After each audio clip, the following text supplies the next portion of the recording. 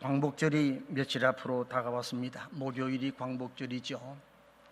8월 15일은 36년간 일본의 압제로부터 해방된 올해가 79주년이 되는 광복절입니다. 일본에게 나라를 빼앗긴 우리 민족은 노예로 살았습니다. 그건 인간의 삶이 아니었습니다. 그런데 우리가 지금은 마음껏 자유를 누리며 살고 있습니다. 해방되었기 때문에 그렇습니다. 이것은 우연이 아닙니다. 하나님의 전적인 은혜요, 사랑이요, 축복입니다. 하나님의 놀라운 선물입니다.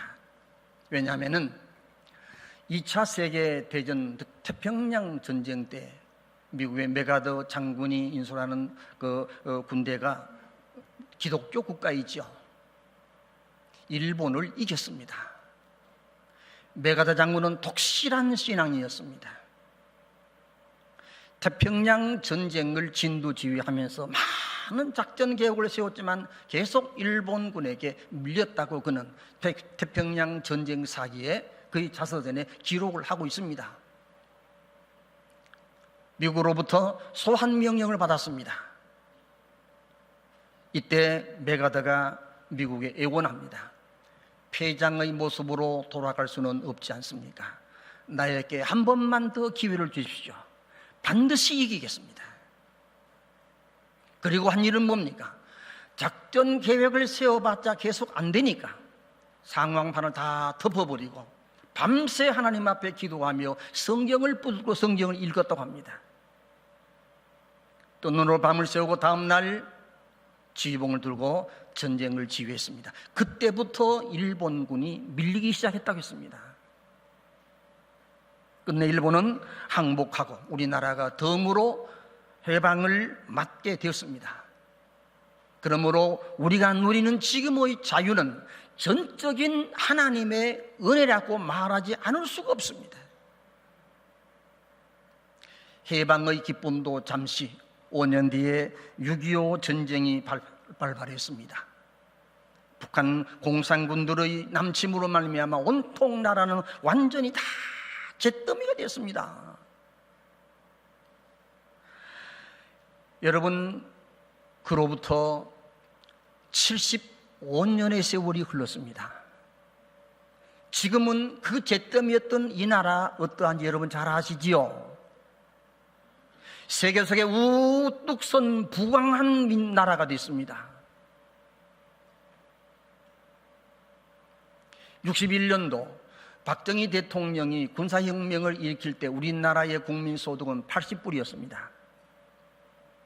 필리핀은 우리보다 3배나 많은 240달러로 알려져 있습니다. 그런데 여러분들 지금은 어떻습니까? 작년 통계를 보면은 우리나라 국민 개인 소득은 36,194달러입니다. 61년도에 비하면 450배나 증가했습니다.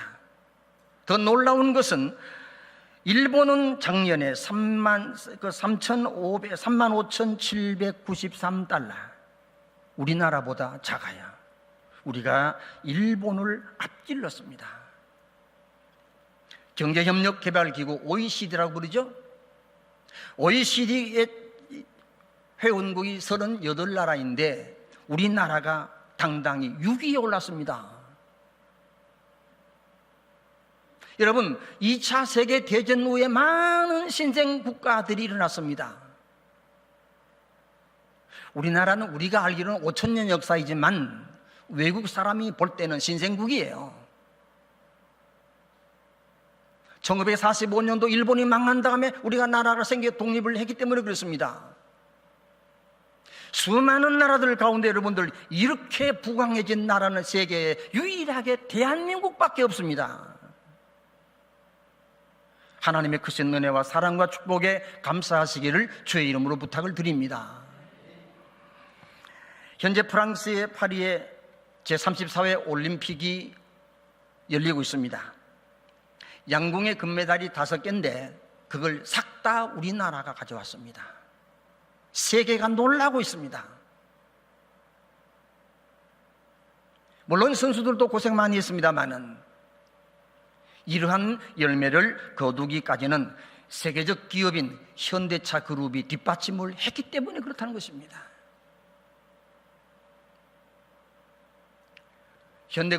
현대차 그룹의 지원을 받아서 프랑스의 양궁 경기장과 똑같은 경기장을 우리나라에 만들어 두고 그 연습을 했대요.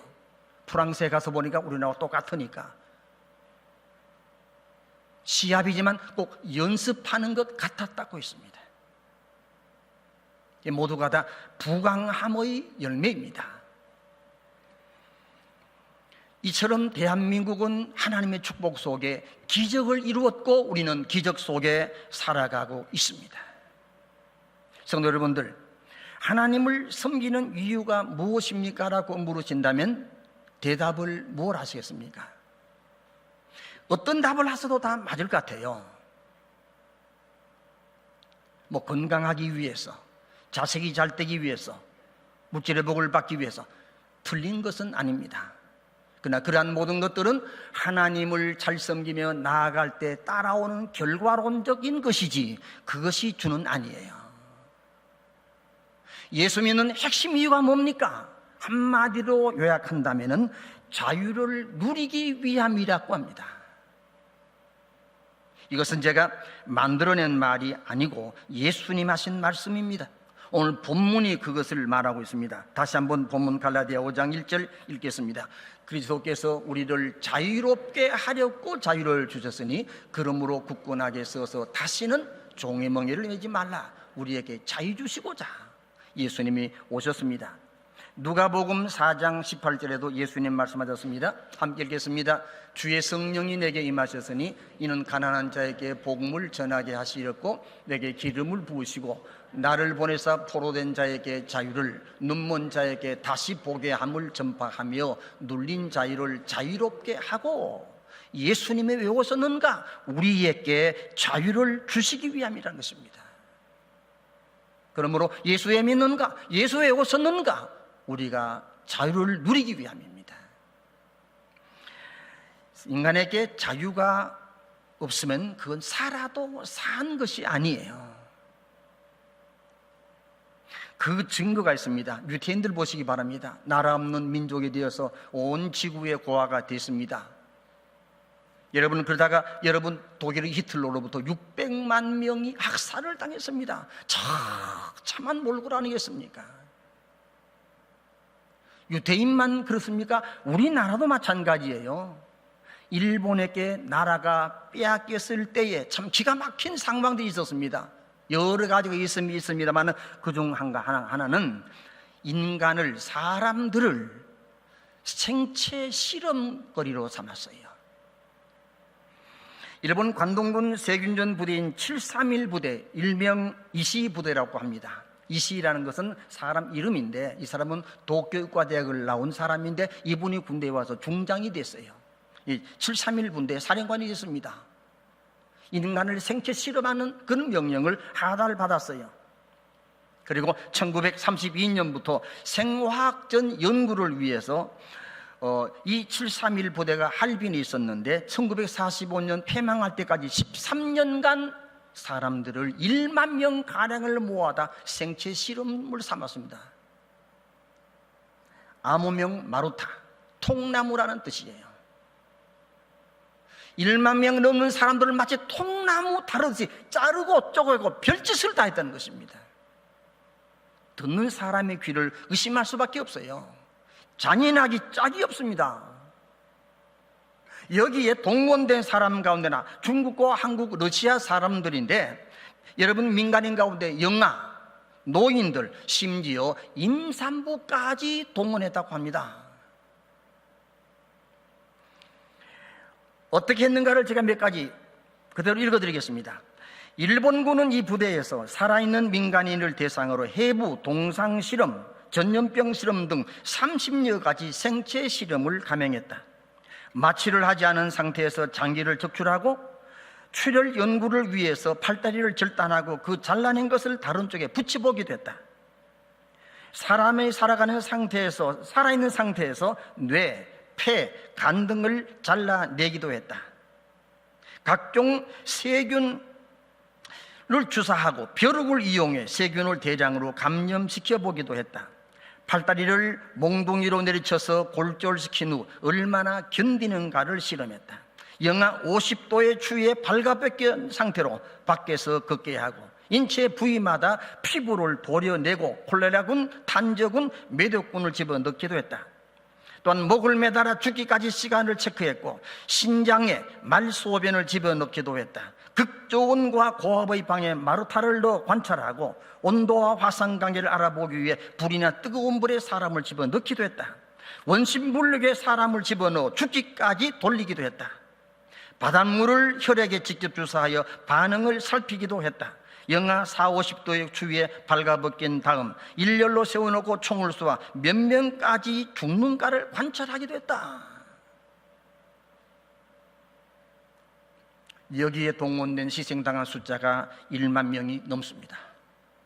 중국이 훗날에 노력에서 이 명단을 찾아낸 것이 고작 1463명이었습니다.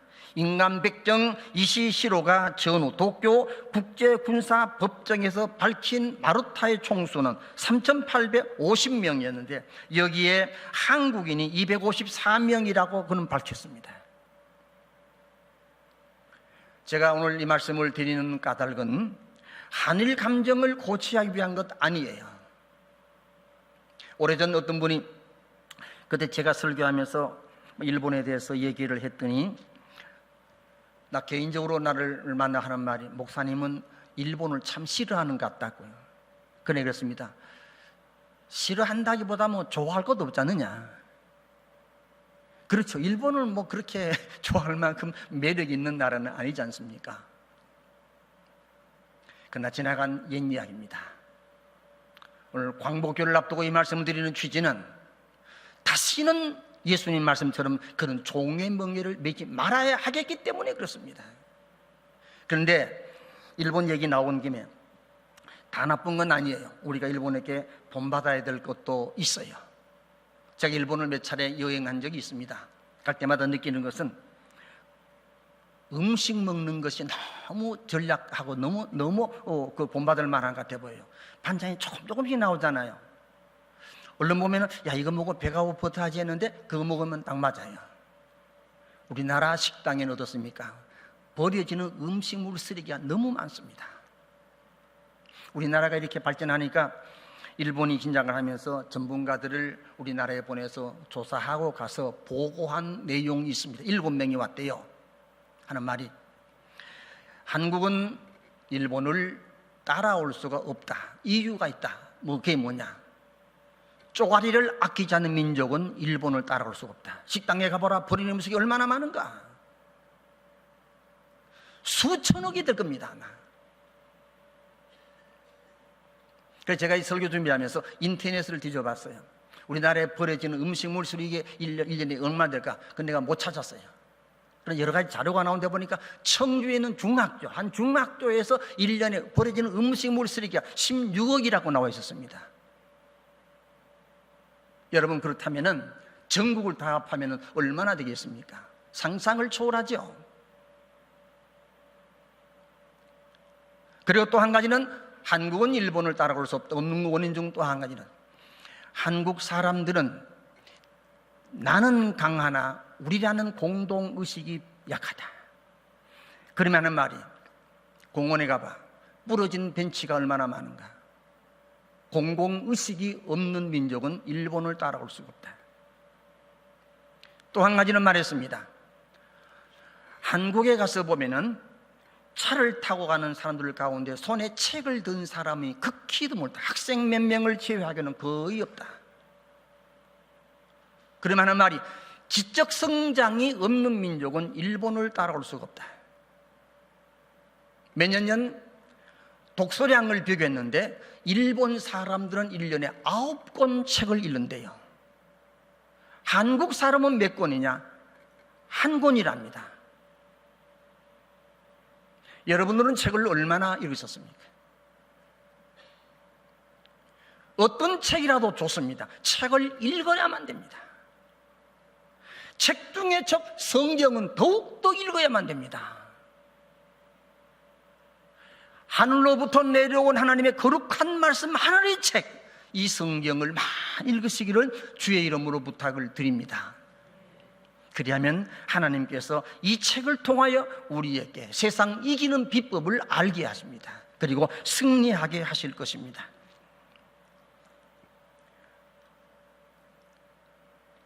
자유를 잃어버린 나라, 자유를 빼앗긴 사람은 살아도 산 것이 아니에요. 그래서 자유는 바로 생명입니다. 그래서 오늘 본문에 예수님 말씀하시기를 그리스도께서 우리로 자유롭게 하려 하시려고 자유를 주셨으니 그러므로 굳건하게 서서 다시는 종의 멍에를 매지 말라.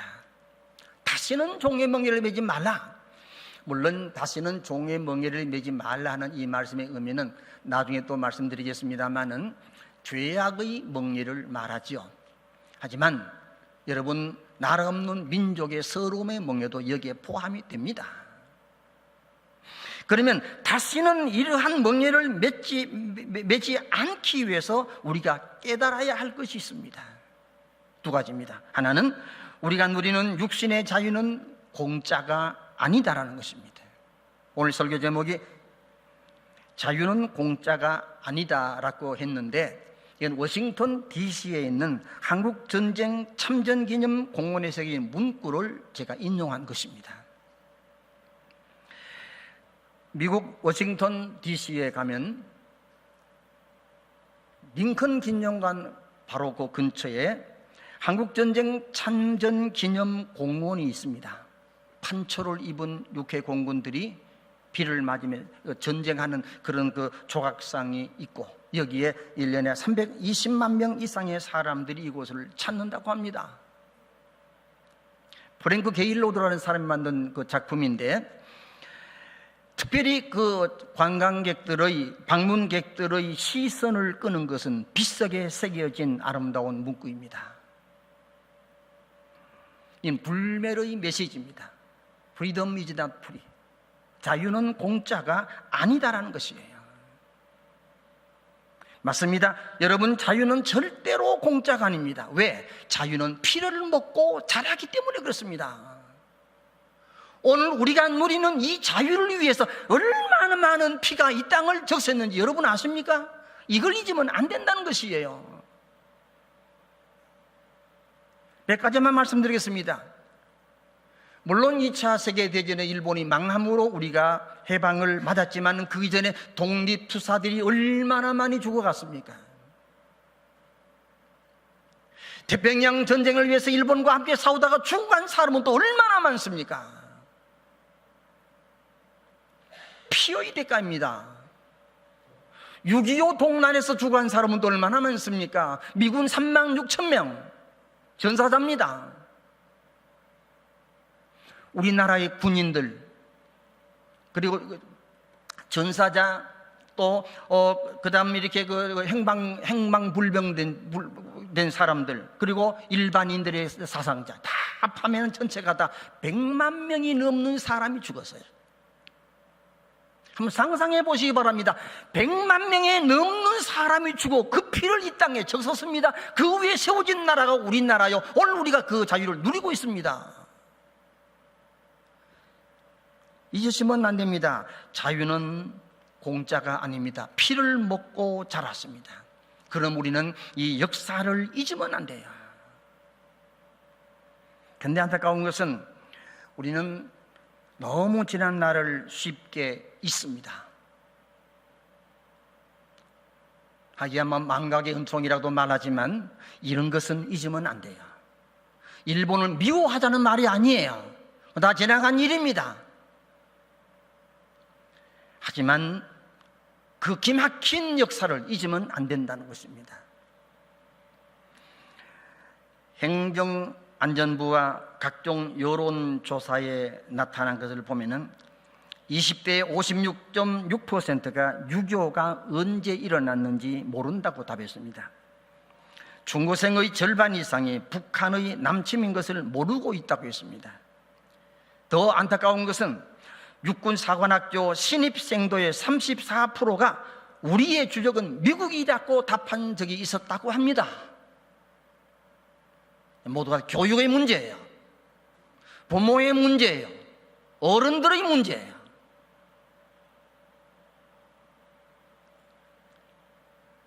몇 년 전 인천 자유공원에 있는 메가다 동상을 끄집어내리기 위해서 야단 법석을 떤 사람들이 있었습니다. 왜 그러냐고 물어보니 한 말이, 메가다만 아니었더라면 우리나라가 통일이 되었기 때문에 그렇다는 것입니다. 메가다가 통일을 방해했다고 합니다.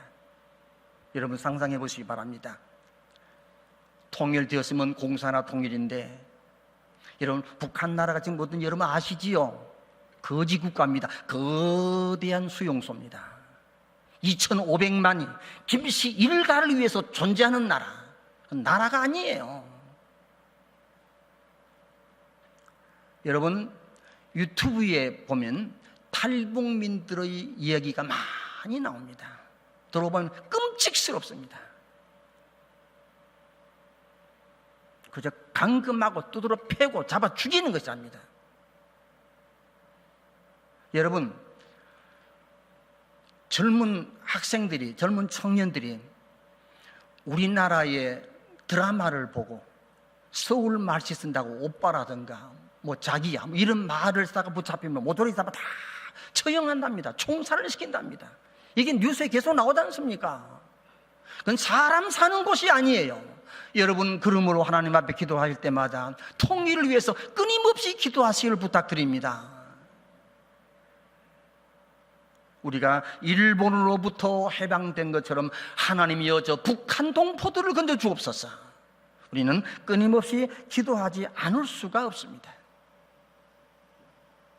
우리는 유대인들에게 역사의식 교육을 배워야만 합니다. 그들은 600만 명의 희생을 잊지 않기 위해서 예루살렘에서 텔아비브까지 600만 불의 가로수를 심어놓고 있습니다. 예루살렘에 가서 보면은 600만 동포의 희생자 추모관 바드야셈 건물을 세워놓고 유치원생부터 어른까지 늘 그곳을 찾도록 합니다. 그리고 로마에 대한 최후의 항전지, 사해가 내려다 보이는 요새 마사다에 가면 여기는 중학생 이상의 학생들은 1년에 한 차례씩 반드시 그곳을 찾도록 한다는 것입니다. 나오는 저 사진이 바로 마사다입니다. 로마에게 항전하기 위해서 마지막으로 항전하다가 죽은 곳입니다. 그들은 말합니다. 용서하되 잊지는 말자. 우리 모두도 일본을 용서하되 그 서름의 역사를 결코 잊어서는 안 됩니다. 그 다음 또 한 가지는 우리가 누리는 영혼의 자유도 공짜가 아니라는 사실입니다. 육신의 자유만이 아니라 우리가 지금 누리고 우리 얻은 영혼 구원의 자유, 신앙의 자유, 우리 모두가 다 하나님을 섬겨 주의 자녀가 되지 않습니까? 천국 소망을 가지고 살고 있습니다. 힘들고 어려울 때마다 주님 앞에 간구하여 그 능력 힘입어서 세상을 살아가고 있습니다. 예수 믿는 목적이 무엇입니까? 이 땅에서 잘 되는 것입니까? 건강입니까? 물질의 복입니까? 자식이 잘 되는 것입니까? 그 역시 틀린 건 아닙니다. 그건 하나님을 잘 섬길 때 따라오는 결과론적인 것이지 이것이 주가 돼서는 안 됩니다. 뭐겠습니까? 왜 우리가 예수 믿습니까? 하늘나라 가기 위함이 아닙니까? 육신의 삶은 잠깐이에요. 안개처럼 지나갑니다. 세월이 너무 빠릅니다. 8월이 어제 같은데 벌써 중순이 됐습니다. 오늘 청년부들 은혜롭게 찬양을 참 잘했는데 나도 그런 때가 있었습니다. 어느덧 70중반이 됐습니다. 지나고 보니까 그건 어제 같아요. 잠깐 지나갑니다. 제 간절한 마지막 남은 소원은 하나님 앞에 가는 것입니다. 그를 위해서 늘 기도하고 있습니다. 이것이 우리의 모든 사람의 공통적인 소망 아니겠습니까? 여러분, 이와 같이 우리가 예수로 말미암아 하나님의 자녀가 되었는데 이 또한 공짜입니다. 에베소서 2장 8절 함께 읽겠습니다. 너희는 그 은혜에 의하여 믿음으로 말미암아 구원을 받았으니 이것은 너희에게서 난 것이 아니요 하나님의 선물이라. 구원은 뭐냐? 믿음으로 하나님의 은혜로 받았다. 선물이라, 다시 말씀드리면 공짜라는 것이에요. 하지만 여러분, 과연 공짜일까요? 받은 우리는 공짜이지만 하나님은 너무나도 값진 값을 지불하셨습니다. 뭡니까? 독생자 예수님의 십자가의 피로 값을 치르고 저와 여러분들을 구원하셨습니다. 그럼 우리는 이 은혜를 잊으면 안 됩니다. 그러므로 예수님 앞에 감사하고 온몸과 마음과 정성 다하여 나를 구하신 그 하나님을 섬기며 사랑하며 나아가시기를 주의 이름으로 축원합니다. 더 나아가 이 땅에 하나님의 생명의 복음을 전파하기 위해서 나타낸 하나님의 사랑은 눈물겹습니다. 서울 양화진에 가보시기 바랍니다. 외국인 묘소에 보면은 많은 선교사들이 그곳에 잠들어 있습니다. 미개한 이 나라에 예수의 복음 전하기 위해서 오셔서 천신만고를 겪으면서 곳곳에 병원과 학교와 교회를 세웠습니다. 그러다가 죽어갔습니다. 거기만 그렇습니까? 부산, 대구, 광주, 전주 모두가 다 마찬가지입니다. 곳곳마다 가보면 예수병원이 있습니다. 학교가 있습니다. 예배당이 있습니다. 이 나라를 일깨웠습니다. 하나님의 은혜입니다. 그분들이 바보였습니까? 언더우드 목사 앞에 셀라 목사, 그분들이 바보였습니까? 다 미국의 엘리트였습니다. 의과대학을 나온 사람들이었습니다. 금지 5겹 같은 그 젊은 아들, 딸들이 이 땅에 와서 복음을 전했습니다. 왜? 성령님의 감동을 거역하지 못해서. 하나님의 우리를 구원하고자 하시는 하나님의 사랑이 그들로 통해서 나타났다는 것입니다. 영국의 토마스 선교사는 23살 어린 나이에 결혼하자마자 신혼의 꿈도 접은 채 중국 상해의 선교사로 왔습니다. 임신 8개월 된 그 아내가 유산으로 세상을 떠났습니다. 너무 힘들 것 같아서 본국에서 소환을 했지만 돌아가지 않았습니다. 그리고 아내 생각이 너무 나서 견딜 수가 없어서 북경으로 갔다 갑니다. 거기서 조선서 나오는 사람을 만났어요. 조선의 교회가 없다는 걸 알고는 이 조선 땅에 성경 하나님의 말씀을 전달하기 위해서 성경을 수천 권을 가지고 제너럴 서머노를 탔습니다. 대동강으로 들어왔습니다. 대원군에 의해서 제너럴 서머노는 불타게 됩니다. 그런데 1866년 9월 2일이었습니다. 이때에 토마스 나이가 27살, 불과 4년 만에 대원군의 나졸들에 의해서 목잘림을 당합니다. 그의 피는 대동강을 붉게 물들였습니다. 목을 잘리면서도 성경을 전달했다고 합니다. 이 성경을 받아든 사람이 집에 가서 종이가 귀할 때니까 이걸 다 벽지로 발라놨어요. 눈을 떠 보니까 다 천정을 봐도 동서남을 살봐도 전부 성경이에요. 말씀이 역사하셔서 그가 예수를 믿습니다. 그래서 세워진 교회가 널다리 교회예요. 훗날 이 교회가 장대현 교회로 교회 이름을 바꿉니다.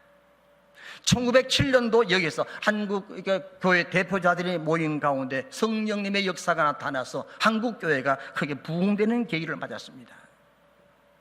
또 한 가지 놀라운 것은 우리나라의 최초로 한글 성경을 번역하여 보급한 사람은 스코틀랜드의 존 로스라는 목사입니다. 31살에 중국 심양에 와서 선교하며 교회를 세웠습니다. 그 교회가 동관교회인데 아직 교회가 있습니다. 10,000명이 넘는 큰 교회입니다. 물론 삼자교회입니다. 이분은 스라에 자녀 넷이 있었는데 어린 자녀 넷을 두고 아내가 세상을 떠납니다. 풍토병으로. 역시 영국 본부에서는 그렇게 어떻게 선교가 가능하겠느냐, 다시 영국으로 돌아오라고 했습니다. 그때에 로스 목사는 말하기를, 한국에 성경 번역하여 보내는 사명을 감당하기 전에는 갈 수가 없습니다. 그러면서 처제에게 내 아이를 맡겨 키우도록 했는데 이 내 아이 모두가 다 풍토병으로 죽었습니다. 혼자 남았어요. 이러면서 조선에 온 사람을 만나서 한글을 배워요. 한자 도장을 파가지고 이걸 일본에 가서 쇠로 다시도 활자를 만들고 가지고 와서 이걸 가지고 성경을 만들었습니다. 최초로 번역된 성경이 누가복음, 요한복음, 쪽복음입니다. 이것이 우리나라의 순수한 한글로 만들어진 최초의 책이에요. 이를 두고 추는 이광수 선생은 이런 말했습니다. 성경과 기독교와 성경이 아니었더라면 아직까지도 한글은 언문으로 남았을 것이다. 여러분, 세계에서 가장 위대한 글이 한글, 우리 한국 글 아니겠습니까? 이것을 천대받고 다 묻혀두었습니다. 이걸 일깨워 깨운 사람이 존 로스 목사예요.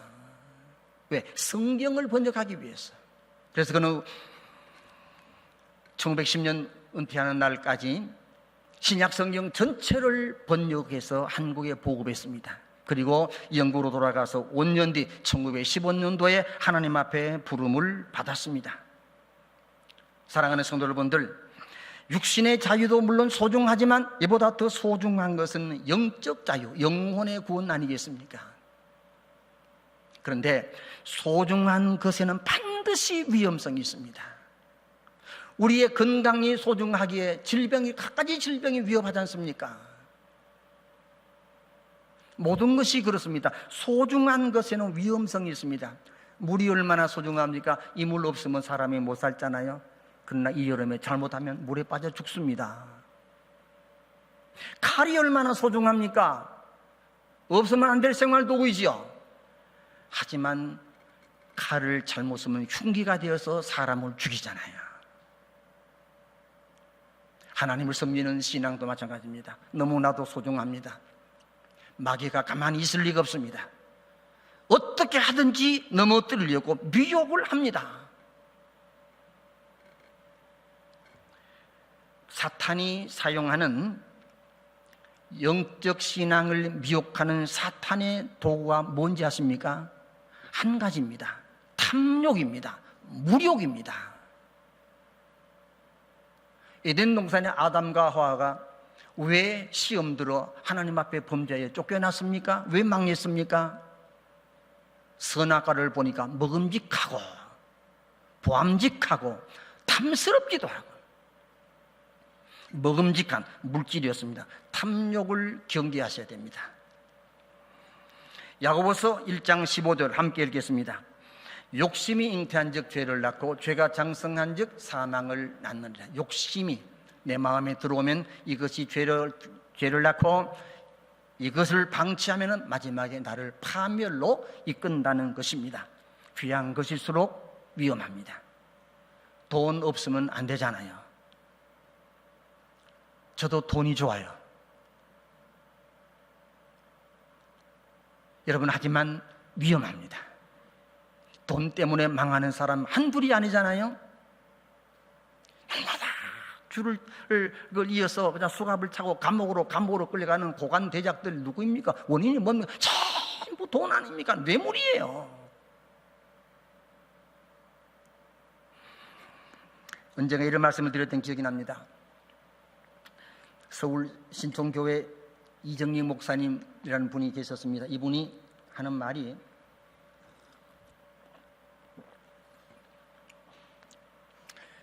물고기는 친구들이 계속 낚싯밥을 물고 올려가는 곁에서 보고도 또 문다는 것입니다. 이유가 뭐냐? 그들의 IQ가 0.3이라서 그렇다 했습니다. 그러면서 그는 이어서 또 말합니다. 대한민국의 정치인들의 IQ는 얼마일까?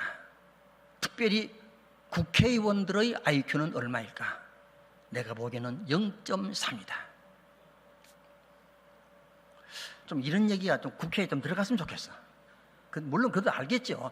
어느 날 어떤 분이 친구 목사님이 제게 어떤 영상을 보내왔어요. 그 영상에 보니까 이런 얘기입니다. 부모의 말도 듣지 않고 선생님 말도 잘 안 듣는 고등학생 아들이 하나가 있는데 하도 속을 썩이니까 어느 날 담임 선생님이 부모를 학교로 오라 했답니다. 갔더니 하는 말이, 어머님, 이 아이는 아무것도 안 됩니다. 그러나 한 가지 가능성은 있대요. 그래서 어머니가 깜짝 놀라서 그게 뭡니까 하니까 앞으로 국회의원 되면 된답니다.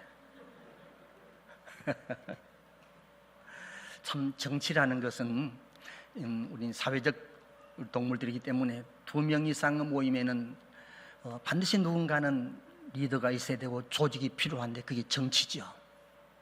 그러나 정치꾼이 되면은 안 된다는 것입니다. 일단 우리나라에도 참 링컨 같은, 조지 워싱턴 같은 이런 대통령이 한번 나타나면 좋겠어요. 인간에게 주어진 본능, 즉 충동 3가지가 있다고 심리학자들이 말합니다. 하나는 소유에 대한 충동, 2번째 향락에 대한 충동, 창조에 대한 충동입니다. 다시 말씀드리면 소유욕, 향락을 추구하는 욕심, 새로운 것을 만들려는 창조적 사고, 이건 우리에게 필요한 것이죠. 근데 여러분들, 인간의 못된 특성 중 또 한 가지는 자유가 주어지고 먹고 살만 하면은 나타나는 충동이 있습니다. 탐욕의 충동, 더 많이 가지려는 것. 그 다음 또 한 가지는 향락을 즐기려는 충동이랍니다. 이건 모두가 다 다른 말로 표현하면 탐욕입니다. 사랑하는 성도 여러분들, 이것을 경계하셔야 됩니다. 욕심이 잉태한 즉 죄를 낳고 죄가 장성한 즉 사망을 낳느니라. 신앙생활이 뭡니까? 인간의 이런 본능적인 욕구들을, 욕망들을, 잘못된 욕망들을 절제하며 다스리며 살아가는 것이에요. 그래서 우리가 예배가 필요하고 성경 교육이 필요하고 기도가 필요한 것입니다. 내 힘으로는 이길 수가 없어요. 방법이 뭡니까? 성령님의 역사가 아니면 탐욕을 이길 수가 없기 때문에 그렇습니다. 여러분, 그러므로 끊임없이 우리는 예배와 말씀과 기도의 줄을 놓으면 안 됩니다. 야고보서 4장 2절 함께 읽겠습니다. 너희는 욕심을 내어도 얻지 못하여 하며 살인하여 하며 시기하여도 능히 취하지 못하므로 다투고 싸우는도다. 너희가 얻지 못하면 구하지 아니하기 때문이요. 욕심을 내어도 얻지 못한다. 욕심 가지고는 안 된답니다. 방법이 뭔가? 하나님 앞에 기도하라. 그러면 선하신 하나님께서 하나님의 방법으로 우리의 모든 걸, 필요한 것들을 채우신다는 사실을 믿으시기 바랍니다. 이게 신앙생활입니다. 반면에 예수님 말씀하셨습니다. 누가복음 6장 38절입니다. 주라, 그리하면 너희에게 줄 것이니 곧 후위되어 누르고 흔들어 넘치도록 하여 너희에게 안겨주리라. 여러분, 이 말씀을 보면 그렇습니다. 나는 많이 줄 건 없으니까 조금 집어서 줬어요. 어려운 사람을 도왔습니다. 근데 하나님은 이것이 씨앗이 되어서 더 많은 열매를 맺고 해서 후위되어 그 다음에 꾹꾹 누르고 혹시나 빈틈 있을까 봐 흔들어서 너희에게 아름드리로 안겨준다 말씀했습니다. 베품의 삶을 사시기를 부탁을 드립니다. 예수님의 약속입니다. 만고불변의 진리입니다. 지금 우리 교회도 불우한 이웃을 위해서 연탄 모금하는 그런 그 운동을 벌이고 있는 것 같은데요, 여러분들 동참하시기 바랍니다. 빠짐없이 동참하시기를 주의 이름으로 부탁합니다. 주의 이름으로 부탁합니다. 많은 것 아니에요. 내 형편 따라 할 수 있는 것 하면 돼요. 그럼 하나님께서 보시고 우리에게 더 많은 것을 주실 것을 저는 확신합니다. 이런 말이 있습니다. 지갑이 회개하지 아니하면 진정한 회개가 아니다. 어느 교회 목사님이 성도들에게 세례를 베푸는데 세례 받으러 온 어떤 한 그 남자 성도가 물에 들어가기 전에 지갑을 끄집어냈어요. 그러니까 목사님이 하시는 말씀이, 성도님 그냥 두세요. 지갑도 세례 받아야 합니다. 여러분들에게 묻겠습니다. 여러분들의 지갑은 세례를 받았습니까? 탐욕에 줄을 끊지 않은 한 진정한 신앙이 들어가기가 참 어렵습니다. 참된 회개자의 모습에 대하여 말라기 3장 7절로 8절 우리 함께 읽겠습니다. 너무나 잘 아는 말씀입니다. 만군의 여호와가 이르노라. 너희 조상들의 날로부터 너희가 나의 규례를 떠나 지키지 아니하였도다. 그런즉 내게로 돌아오라. 그리하면 나도 너희에게로 돌아가리라 하였더니 너희가 이르기를 우리가 어떻게 하여 돌아가리까 하는도다. 사람이 어찌 하나님의 것을 도둑질 하겠느냐. 그러나 너희는 나의 것을 도둑질 하고도 말하기를 우리가 어떻게 주의 것을 도둑질 하였나이까 하는도다. 이는 곧 11조와 봉헌물이라. 타락한 이스라엘 민족을 향하여 내게로 돌아오라 하나님 말씀하셨습니다. 그러니까 이대하는 말이 하나님 앞에 우리가 어떻게 하면 돌아갈 수 있겠습니까? 그때 하나님 말씀했습니다. 너희들이 어찌하여 내 것을 도둑질하느냐? 우리가 언제 하나님 것을 도둑질했습니까? 그때 하나님 말씀하시기를 그건 바로 11조와 봉헌물이라. 여러분, 그래서 물론 지금도 미국은 지금은 그렇지 기독교 국가라 보기가 어려울 만큼 교세가 한 3분의 1 이상 줄었다고 이런 그 얘기를 합니다. 오래전 얘기입니다. 그래서 미국에는 도둑질하는 사람들도 훔쳐온 것 가운데는 10분의 1을 예배당 마당에 던지고 한다는 말이 있어요. 11조의 의미를 아니까, 11조의 효력을 아니까. 사랑하는 성도 여러분들, 이건 제가 돈 이야기하는 게 아니에요. 여러분의 집안에 넘치는 물질의 축복도 함께 누리게 되시기를 바라는 마음에 쓰입니다. 사랑하는 성도 여러분들, 그러므로 교회는 축복의 통로입니다.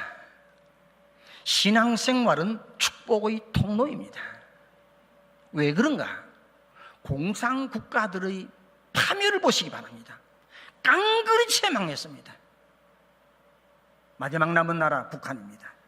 그건 거지 국가입니다. 깡패 국가가 아니겠습니까? 맨 외국에 대사관을 내보내고 일로 하여금 불법적으로 그냥 여러분 달러를 모으도록 도둑질 하라는 것 아니겠습니까?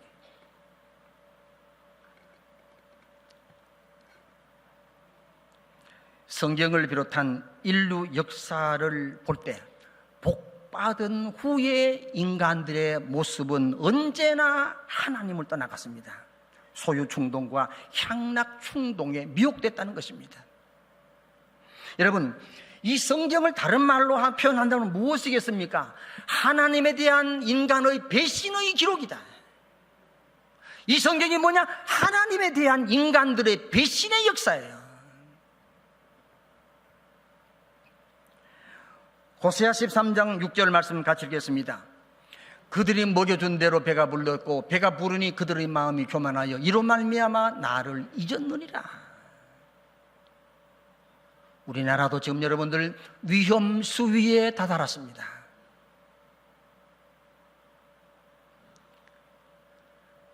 (40, 50년) 전만 하더라도 우리나라 가는 곳과 골짝골짝마다 기도원이었습니다. 그곳마다 사람이 가득 찼습니다. 지금은 조용합니다. 그때의 수양관과 기도원을 만들었던 교회들은 지금 애물단지 처치곤란으로 있습니다. 살 사람이 없어요.